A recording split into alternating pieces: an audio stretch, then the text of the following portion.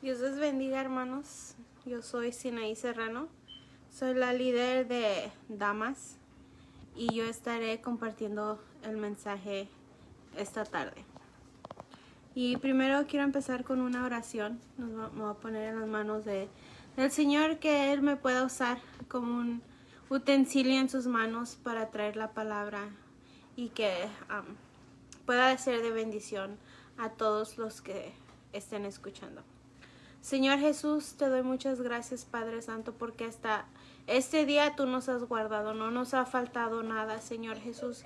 Yo me pongo en tus manos, Padre Santo, para que tú me uses, Señor Jesús. Tú bendice, Padre Santo, a cada una de las personas que esté escuchando este mensaje, Señor Jesús. Abre los corazones, habla el entendimiento, Señor Jesús.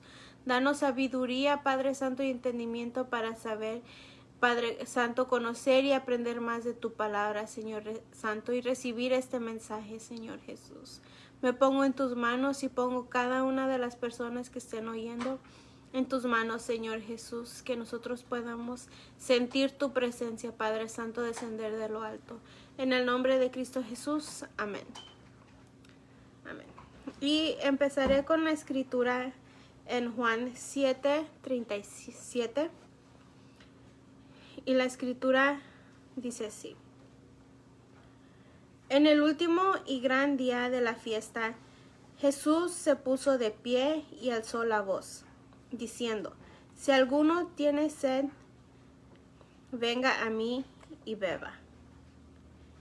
Y el que cree en mí, como dice la escritura, de su interior correrán ríos de agua viva. Y los puntos que quiero tocar con esta escritura es de qué agua está hablando Jesús y cuáles ríos que fluyen para vida, ¿verdad? Y con estos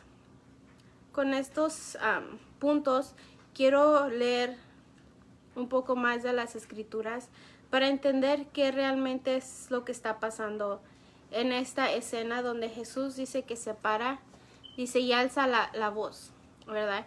Y en las escrituras en inglés dice he cried, o sea que él lloró, y nos da un poquito más de dirección.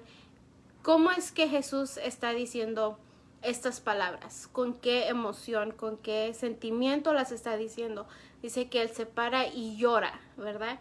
Y dice, alza la voz diciendo: si alguno tiene sed,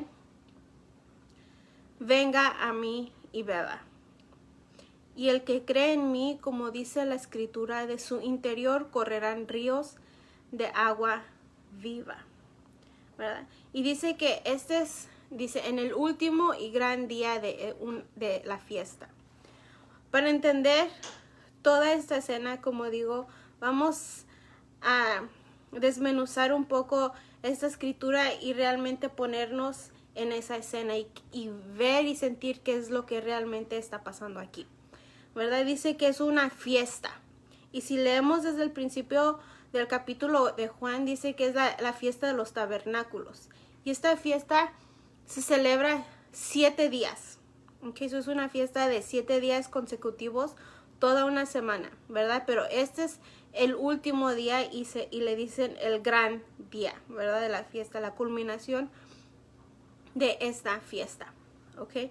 Y en esta fiesta es de los tabernáculos, ¿verdad? Sabemos que Dios le dio el mandato a Moisés de que por 7 días iban a celebrar esta fiesta de los tabernáculos, y se supone que todos los judíos hacen una conmemoración de lo que pasaron en el desierto. Ellos, para celebrar esta fiesta, hacen como una cabañita afuera de su casa con ramas de palmera, ¿verdad? Son ramas específicas que deben de usar, y es una manera específica de cómo se debe de construir, cómo se debe de celebrar, ¿ok? Por 7 días todos los hogares judíos tienen que hacer su cabañita y estar allí, por 7 días. No pueden entrar a vivir a su casa, tienen que dormir, comer y todo ahí en esa...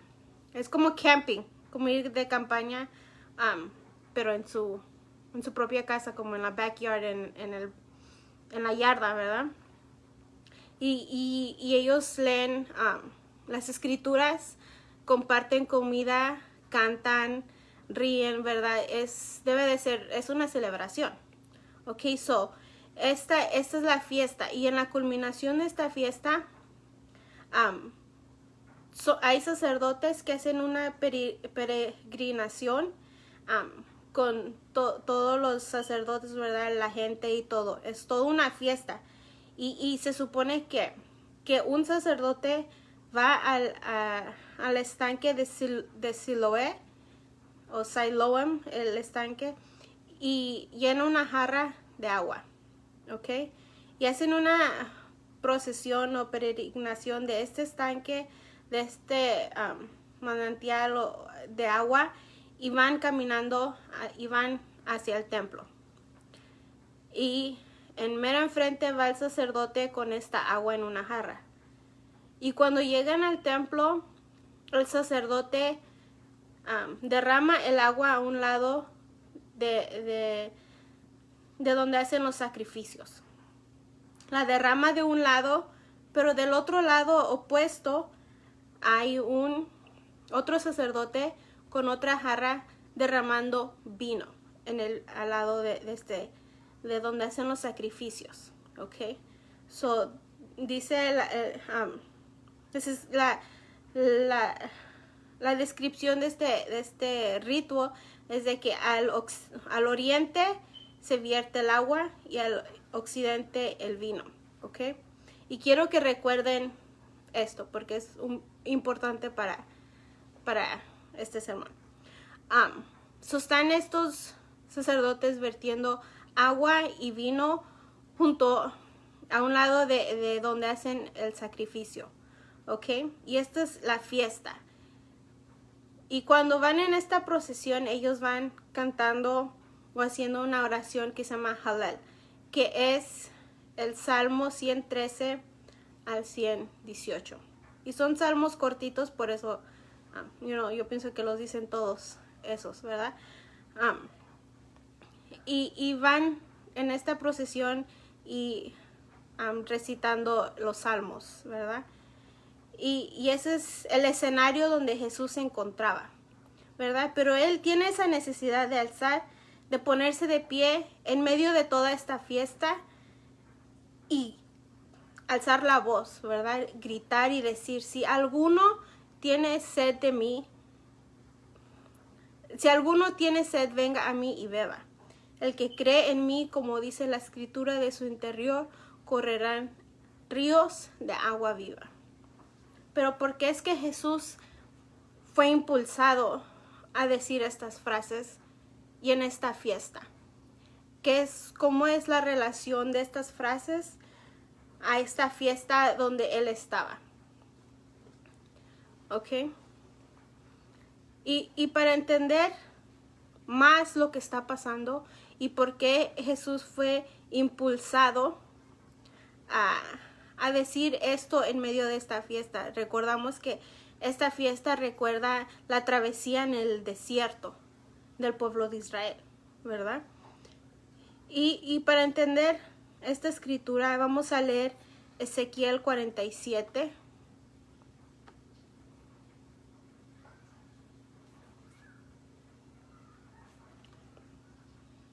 Ahorita que salga aquí.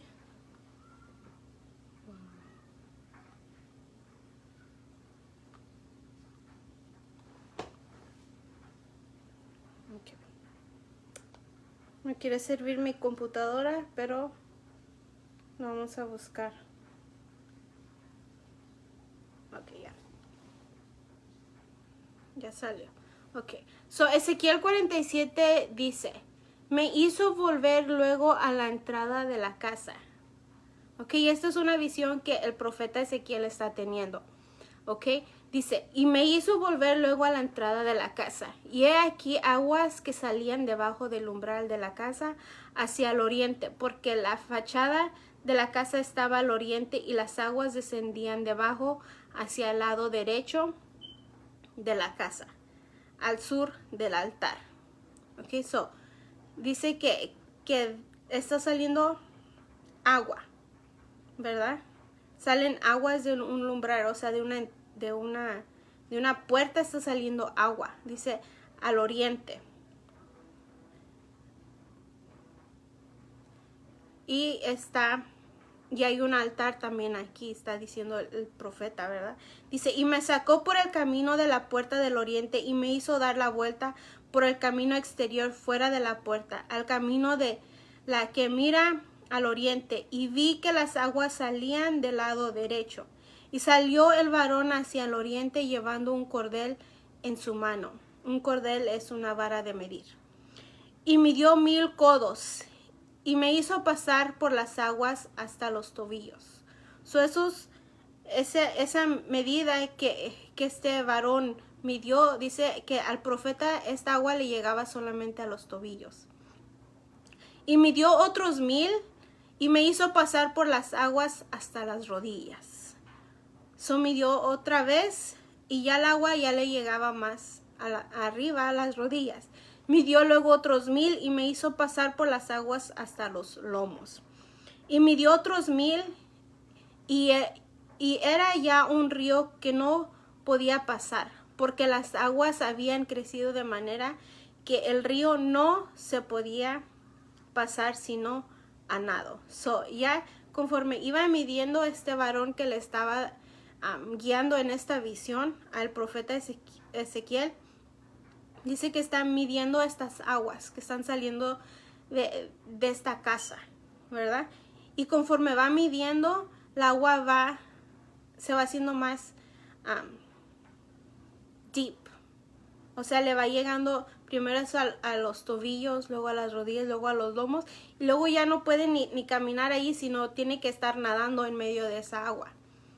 Dice, y me dijo, ¿has visto, hijo de hombre? Después me llevó y me hizo volver por la ribera del río. Y volviendo yo vi que en la ribera del río había muchísimos árboles, uno y a otro lado. Y me dijo, estas aguas salen a la región del oriente y descenderán al Arabá y entrarán en el mar. Y entradas en el mar recibirán sanidad las aguas. Este río está fluyendo y dice que llega a una región en el oriente. Dice, y bajarán al Arabá. Al Arabá es una región. Dice, y entrarán en el mar. ¿Y qué mar es el que está en esta región de Arabá? Es el mar Muerto. Okay. Y muchos hemos visto, ¿verdad?, documentales del mar Muerto. Dice que es tan salado que no hay vida, no hay peces, no hay plantas, porque es tan salado que por eso le llaman el mar Muerto, porque no tiene vida. Y dice esta visión que está teniendo el profeta que este río fluye hacia ese mar, a ese mar Muerto. Dice, y entrarán en el mar y recibirán sanidad las aguas. La agua será sanada de este mar cuando este río fluya hacia él. Dice, y toda alma viviente que nadare por donde quiera que entren estos dos ríos vivirá. Y habrá muchísimos peces por haber entrado allá estas aguas.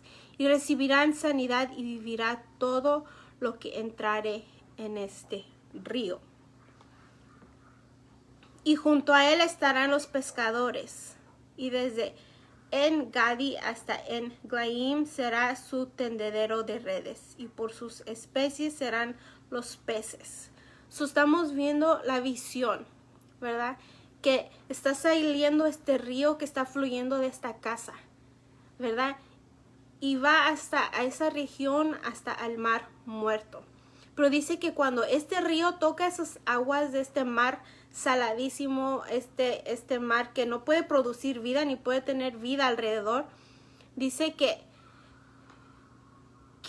son sanadas estas aguas. Son sanadas estas aguas y ya no solamente, ya no hay muerte en este mar, sino que ya empieza a haber vida, ¿verdad? Dice que empiezan a haber cantidad de especies de peces. Dice, serán los peces tan numerosos como los peces del mar grande. Y sus pantanos y sus lagunas no se sanearán, quedarán para salinas. Y junto al río en la ribera y uno y a otro lado crecerá toda clase de árboles frutales. Sus hojas nunca caerán ni faltará su fruto. A su tiempo madurará porque sus aguas salen del santuario. Y su fruto será para comer y su hoja para medicina. Y dice que estas aguas que están saliendo, este río, que está fluyendo, dice que están saliendo del santuario. En el principio de esta escritura dice que estas aguas salen de una casa. Pero con este verso podemos ver que no es cualquier casa, es el templo donde están saliendo este río. Es el santuario de Dios, ¿verdad? El templo. Y dice que esta agua está fluyendo y va y toca y llega a este mar salado, a este mar muerto. Pero cuando toca este río y fluye esa agua adentro de este mar muerto, dice que empieza a fluir vida. Empieza a haber vida, empieza a haber cantidad de especies de peces y ya puede sostener vida. Y no solamente eso, sino que empieza a haber vida alrededor de este mar muerto. Dice que hay árboles, toda clase de árboles frutales. Dice, y las hojas de estos árboles son medicina, ¿ok? Yo quiero que ustedes imaginen esta visión que está teniendo el profeta. Ve el templo de Dios, que desde el santuario está fluyendo esta agua. Y conforme va fluyendo se va haciendo más honda y más honda hasta llegar a una región que no tiene vida. A una región que no puede sostener vida ni alrededor de ella. Pero cuando esta agua viva empieza a fluir, empieza a haber vida, empieza a brotar vida. Árboles frutales, diferentes especies de pescados, ¿verdad? Y con esta visión quiero también leer otra escritura. Y estoy leyendo estas escrituras para que podamos tener esta visión nosotros. Ustedes imagínense que están viendo esto. Y todo esto tiene que ver porque Jesús se ve impulsado a levantar su voz en esta fiesta, ¿verdad? Los tabernáculos y decir, el que tenga sed venga y beba de mí. Ya vimos la visión del profeta Ezequiel. Y quiero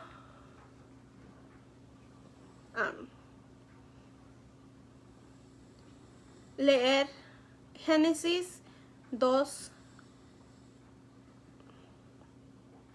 Si ustedes tienen su Biblia, por favor, acompáñenme con las escrituras.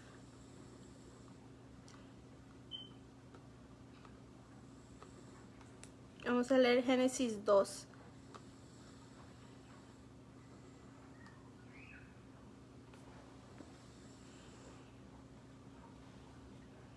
Mi computadora está un poco lenta. Voy a tratar de hacerlo un poco más rápido.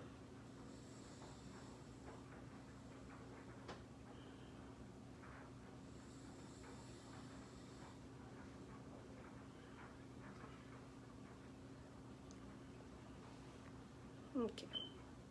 Dice Génesis 2 del 4 en adelante. Y quiero también que visualicen esto, lo que está pasando en Génesis 2. Dice, estos son los orígenes de los cielos y de la tierra cuando fueron creados en el día que Jehová Dios hizo la tierra y los cielos, y toda planta del campo antes que fuese en la tierra, y toda hierba del campo antes que naciese, porque Jehová Dios aún no había hecho llover sobre la tierra, ni había hombre para que la labrase, la tierra. En este capítulo 5 de Génesis 2:5, estamos viendo podemos visualizar, dice que antes de que naciera toda planta y hierba. Okay, so cuando no hay plantas ni hierbas, a eso le llamamos desierto. Okay, so visualizamos un desierto en el capítulo 2:5. Dice, y luego sigue la escritura, dice, sino que subía de la tierra un vapor el cual regaba toda la faz de la tierra. Entonces Jehová Dios formó al hombre del polvo de la tierra y sopló en su nariz aliento de vida, y fue el hombre un ser viviente. Aquí dice que podemos ver visualizar que antes de que naciera cualquier hierba y planta, ¿verdad? Podemos visualizar un desierto. Pero luego dice que en el capítulo siguiente que Jesús formó al hombre del polvo, ¿verdad? Y si nos ponemos a meditar en esta escritura, ¿cómo es que se puede dar forma al polvo? El polvo es polvo, se deshace, no tiene consistencia, es algo suelto, ¿verdad? El polvo. Pero para darle más consistencia y más moldura, siempre se le puede agregar agua, ¿verdad? Agua para dar forma a algo. Dice, y Jehová Dios formó del polvo de la tierra al hombre, dice, y sopló en su nariz aliento de vida, y fue el hombre un ser viviente. Y desde aquí podemos ver la importancia del agua, ¿verdad? Dice que subía el vapor de la tierra para regar la tierra. Dice, y Jehová Dios plantó un huerto en Edén, al oriente, y puso allí al hombre que había formado. Y Jehová Dios hizo nacer de la tierra todo árbol delicioso a la vista y bueno para comer. También el árbol de la vida en medio del huerto y el árbol de la ciencia del bien y del mal. Y salía del Edén un río para regar el huerto. Y de allí se repartía en 4 brazos. El nombre de uno era Pisón. Este es el que rodea toda la tierra de Ávila, donde hay oro. Ok, so ahí podemos visualizar lo que está pasando, ¿verdad? Tenemos la visualización de un desierto, ¿verdad? Y Dios haciendo y formando el hombre de polvo, ¿verdad? Pero también tenemos la visualización de un río que fluye, ¿verdad? Y cuando empieza a fluir este río, dice que hay árboles, que Dios hace nacer árboles, hace nacer árboles, ¿verdad? Para comer. Árbol de fruta, ¿verdad? Y que era la visión del profeta Ezequiel, de que salía un río del templo hacia una región desierta, a una región que no podía sostener vida. Pero cuando estas aguas de vida que fluyen fuera del templo llegan a esta región de muerte, empieza a fluir vida, ¿verdad? Y dice que empiezan a ser árboles frutales. Y no solamente los árboles frutales, sino que empieza a haber vida dentro de este mar muerto. Empieza a haber diferentes especies de peces, ¿verdad? Y podemos conectar la visión del profeta Ezequiel con la creación de Génesis 2.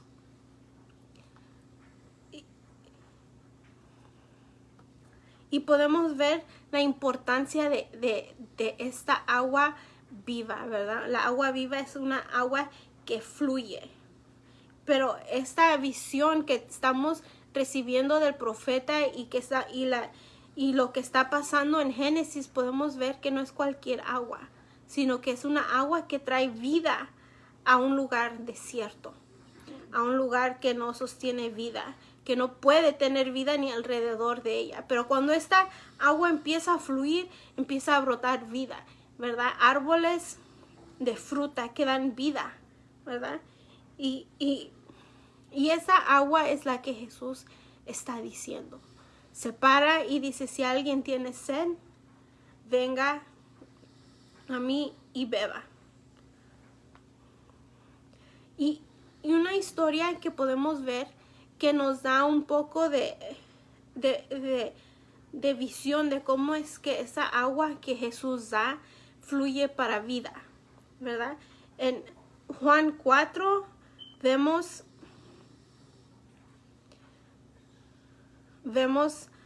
la historia de Jesús y la mujer samaritana, ¿verdad? Dice que Jesús le es necesario pasar por Samaria. Pero cuando llegan a Samaria, dice que tenía hambre y sus discípulos entran al pueblo a buscar comida. Y él se queda sentado en un well, ¿verdad? Donde van y sacan agua. Y de repente llega esta mujer samaritana. Llega. Y Jesús a sacar agua, ¿verdad? Y Jesús le dice a esta mujer, dame algo de beber, ¿verdad? Porque ella está sacando agua. Y la mujer samaritana le dice, ¿cómo es que tú, siendo judío, me estás hablando a mí que soy samaritana? ¿Verdad? Y la escritura nos dice que Jesús le dice, si tú supieras el don de Dios, ¿verdad? ¿Y quién es el que te está diciendo dame de beber? Dice, sería al revés. Fueras tú la que me estuviera pidiendo a mí agua. Y la mujer le dice, ¿cómo es que tú me vas a dar agua si no tienes con qué sacar? ¿Verdad? Y Jesús le dice, el que bebe de mí jamás volverá a tener sed. Tú si sigues sacando agua de este pozo, vas a seguir teniendo sed. Y la mujer samaritana le dice, dame de esa agua. Yo quiero de esa agua para nunca más volver a tener sed, ¿verdad? Pero aquí podemos ver que no era una sed física, sino una sed del alma, ¿verdad? Una sed que solamente puede ser saciada por esa agua de vida que solamente Él nos puede dar, ¿verdad? Y si seguimos leyendo esta historia de Jesús y la mujer samaritana, dice que Jesús le dice, ¿verdad?, cuántos maridos había tenido y que con el que estaba ahorita o en ese momento no era su marido. Y ella le dice, parece que tú eres profeta, ¿verdad? Y cuando ella recibe lo que Jesús le está diciendo, ella no se queda allí. Ella tiene que ir para atrás a su pueblo a decirles a todos que allí en ese pozo hay un hombre que parece que es profeta porque le ha dicho todo lo que ella ha pasado. Y ella tiene que compartir eso que ella vivió. Ella tiene que ir a compartir que ha encontrado a alguien que parece que es el Mesías, el Cristo que ellos han estado esperando. Y podemos ver que ella pudo tomar un poquito de esa agua que Jesús estaba ofreciendo, ¿verdad? Porque ella se pudo dar cuenta de que no era cualquier hombre, no era cualquier persona con la que estaba hablando, sino que ella creyó en su corazón, ¿verdad? Y tuvo que ir a correr a contarles a los de su pueblo y decir, he encontrado al que estábamos esperando, ¿verdad? Y podemos ver en esta historia cómo es que esa agua fluye de Jesús hacia los demás. Y no solamente se quedó esa agua que fluyó hacia esta mujer samaritana, sino que fluyó hacia todo su pueblo, porque ya no se podía contener esta noticia que con la cual se había encontrado, ¿verdad? Que ella había encontrado y estaba hablando con el enviado de Dios, ¿verdad? Y con todo esto podemos ver, ¿verdad? Que Jesús se para volviendo a la escritura de Juan 7:37, ¿verdad? Jesús se para en medio de esta fiesta y grita y llora, ¿verdad? Y dice, si alguien tiene sed, venga a mí y beba, ¿verdad? ¿Por qué? Porque Él está viendo la condición actual de este pueblo. Está viendo su condición espiritual, una condición que está seca, una condición que está muerta, ¿verdad? Que no da frutos. Ellos estaban ritualmente haciendo estas fiestas, pero en su interior había muerte. Estaban muertos espiritualmente, ¿verdad? Y Él se ve impulsado a pararse en medio de esta fiesta a decir estas palabras. ¿Por qué? Porque en esta fiesta era el simbolismo de la visión de Ezequiel, ¿verdad? Vemos que cómo es que derraman agua y vino al lado del lugar donde hacen sacrificios. El agua significa vida, ¿verdad? Y vemos que el vino también representa la vida. Y vemos cómo es que este vino y el agua son derramados y fluyen, ¿verdad? El agua no se queda allí solamente, sino que fluye para afuera. Y vemos que Jesús está literalmente diciendo, ¿verdad? Que Él es el que está allí, ¿verdad? Para dar esa agua de vida, que lo que estaban practicando, ¿verdad? En ese ritual, en esta tradición, reflejaba lo que Él iba a hacer, lo que Él era, ¿verdad? Lo que en Él había, que Él era el agua, Él era el vino, y que de Él iba a fluir esta agua, ¿verdad?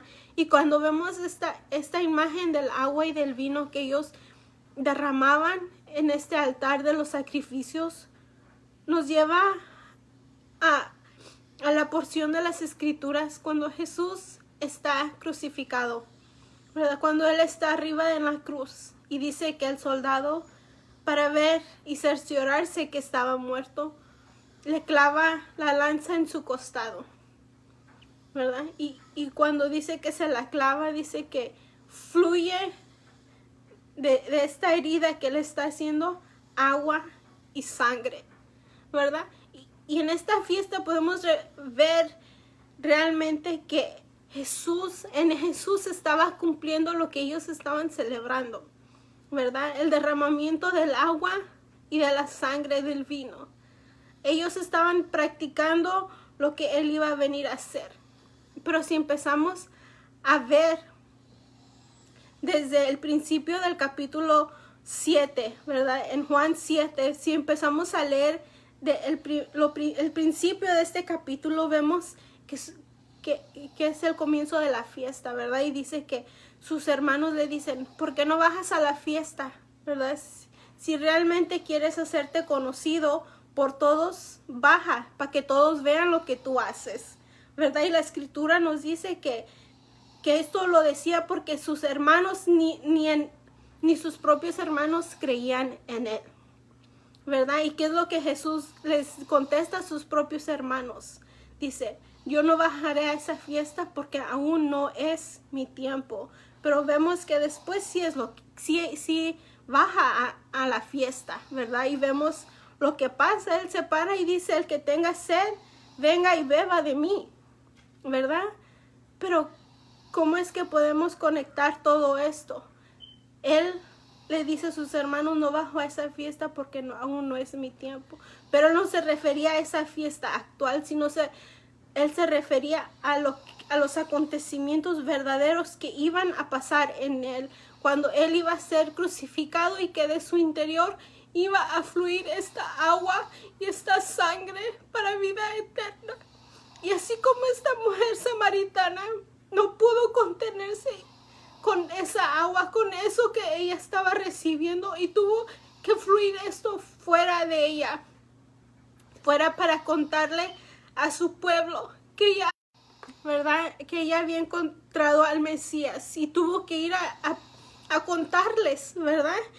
Y luego ellos vienen y dicen, no solamente creemos por tu palabra, sino creemos porque nosotros hemos visto, ¿verdad? Y hemos visto que Él es el Mesías, el Cristo que se nos fue prometido que iba a venir al mundo, ¿verdad? Y vemos que Jesús se para en esta fiesta y dice, el que tenga sed, venga y beba de mí. ¿Por qué? Porque Él estaba viendo la condición actual de ese pueblo, ¿verdad? Si seguimos viendo que que en el capítulo 7 que dice que los fariseos lo buscaban para matarlo, todos los que eran importantes, ¿verdad?, en el templo, no creían en él, ¿verdad? No creían en él. Él estaba viendo la condición actual de ellos, una condición seca, una condición muerta. Y por eso es que él se ve impulsado a alzar su voz y llorando decir, si alguien tiene sed de mí, venga y tome de esta agua. Dice, y de su interior, como dice la escritura, fluirán ríos de agua viva. Y este fluir era de él, del interior de Jesús, de ese templo de su cuerpo, iba a fluir esa vida, esa agua y esa sangre para vida eterna. Y la última porción de la escritura que yo quiero leer es Génesis 22. Apocalipsis 22, perdón.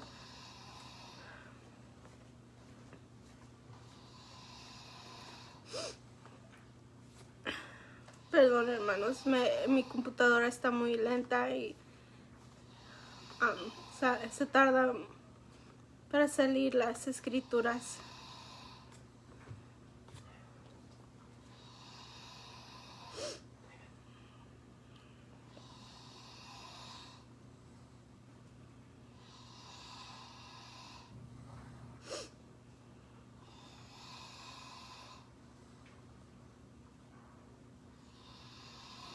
Y Apocalipsis 22 dice, y Apocalipsis sabemos que desde el principio que el que lo está escribiendo dice que es Juan el anciano. Unos piensan que es Juan el apóstol Juan, pero otros piensan que es otra persona, ¿verdad? Pero Juan está teniendo una visión también, ¿verdad? Está teniendo una cantidad de visiones, y luego él escribe el libro que se llama Apocalipsis o Revelaciones, ¿verdad? Pero en el capítulo 22 él tiene una visión. Dice, y después me mostró un río limpio de agua de vida, resplandeciente como cristal, que salía del trono de Dios y del Cordero. En medio de la calle de la ciudad, y a uno y a otro lado del río, estaba el árbol de la vida, que produce 12 frutos, dando cada mes su fruto, y las hojas del árbol eran para sanidad de las naciones.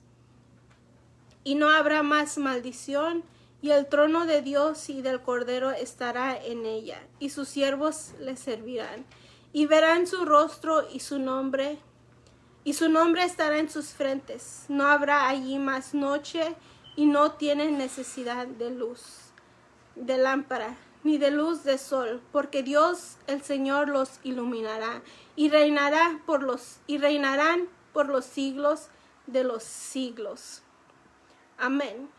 Y vemos que Juan está teniendo la misma visión que el profeta Ezequiel, de este río que fluye, ¿verdad? Pero hay vida alrededor de este río, ¿verdad? Y dice que este río es de agua de vida, ¿verdad? Y que en medio de él está el árbol de vida y que sus hojas son para sanidad. Y vemos que la visión del profeta Ezequiel es prácticamente la misma nación, porque dice que hay árboles frutales, ¿verdad? Y que sus hojas son para medicina. Y podemos ver en estas porciones de las escrituras cuál es la condición humana. Una condición de muerte espiritual, ¿verdad? Una condición de sequía, de desierto.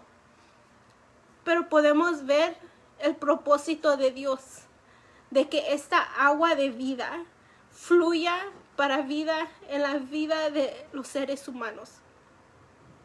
Y podemos ver que en Génesis el propósito que fue en el principio es de que esta agua y que de este jardín y esto fueran participantes los humanos, la creación de Dios, ¿verdad? Y la culminación en Apocalipsis 22 es el mismo, ¿verdad? Vemos que el propósito de Dios es que los humanos, las mujeres, los hombres, todos sean participantes de el propósito del principio, que reinaran juntos con Dios, ¿verdad? Que reinaran juntos y que fueran participantes del río de agua de vida, pero no solamente de este río, sino que del árbol de vida. Dice, y reinarán juntos con él, y no tendrán necesidad de luz, de lámpara ni de sol. ¿Por qué? Porque Dios los iluminará. Y podemos ver la condición del ser humano, ¿verdad? Y podemos ver el propósito de Dios para el ser humano, de hacerlos participantes de este reinado en una tierra nueva. Dice cielo nuevo y tierra nueva. Y ese es el propósito de Dios para tu vida, de que tú creas en Él y que puedas ser participante de este río de agua viva. Y que no solamente seas tú participante de este río de agua viva, sino de que de ti fluya esto. Y que ayudes a otros y que compartas este río de agua viva. ¿Para qué? Para que otros tengan vida también en Dios. Y ese es el propósito, de que un día estaremos reinando con Él. Amén. Y esa es mi conclusión, hermanos, de que el propósito de Dios es de que seamos participantes de este nuevo reino. De este nuevo reino, de esta nueva vida. Y que no solamente quede en nosotros, sino que sean ríos de agua viva, y que tengan que fluir para afuera, ¿verdad? Que compartamos las escrituras, que compartamos de Dios, ¿verdad? Y este río, esta agua, que sea para la eternidad, ¿verdad? Porque ese es el propósito, una vida eterna y en abundancia, ¿verdad? Vemos como en las visiones de los profetas, vemos esta visión, un escenario abundante, ¿verdad? De frutos. Y esa es la abundancia que Dios quería ofrecer desde el principio, abundancia de vida, ¿verdad? Y un reinado junto con Él, en comunión con Él, ¿verdad? Y yo comparto esto, ¿verdad? Y yo quiero hacerte a ti partícipe de este reinado, de esta agua de vida, de esta abundancia. Y si no has aceptado a Dios, y si no has creído en Él, yo te comparto y te exhorto y te animo a ser participante de esto. Mi petición es de que tú creas en Él. Dice la escritura que estábamos leyendo, Juan 7:37, dice, vemos que Jesús se para y dice que si alguno tiene sed, venga a Él y beba. Y el que cree en Él, como dice la escritura, de su interior correrán ríos de agua viva. Y el próximo verso es bien importante. Dice, esto dijo del Espíritu que habían de recibir los que creyesen en él, pues aún no había venido el Espíritu Santo, porque Jesús no había sido glorificado. Si vemos en las escrituras de Génesis 2, dice que que Dios formó al hombre del polvo, pero luego sopló aliento de vida, ¿verdad? Y fue un alma viviente. Y vemos que cuando Jesús es resucitado, viene a sus discípulos y dice que sopla sobre ellos y les dice, reciban el Espíritu Santo. Y vemos el reflejo de Génesis y de esta porción cuando Él está enfrente de sus discípulos y sopla sobre ellos este espíritu de vida que es el Espíritu Santo, ¿verdad? Y la Escritura dice que a todos los que reciben, todos los que van a recibir esto son los que creen. Y si tú has creído en esta noche, yo quiero que me acompañes en una oración. Y si tú ya crees, quiero que también me acompañes en esta oración, dando gracias a Dios por esa dádiva y este don perfecto que Él nos ha dado. Señor Jesús, estamos ante ti, Padre Santo, ante tu trono de gracia, Padre Santo. Yo oro por cada uno de mis hermanos que está escuchando esta predicación, Señor Jesús. Yo te doy gracias por esta abundancia de vida, Señor. Yo te doy gracias porque nos has hecho participantes de este don, Padre Santo, de este río de agua viva, Señor Jesús, que hace florecer, Padre Santo, vida, Señor Jesús, dentro de nosotros, Padre Santo, pero que no solamente se queda en nuestros corazones, sino de que fluye hacia afuera, Señor Jesús.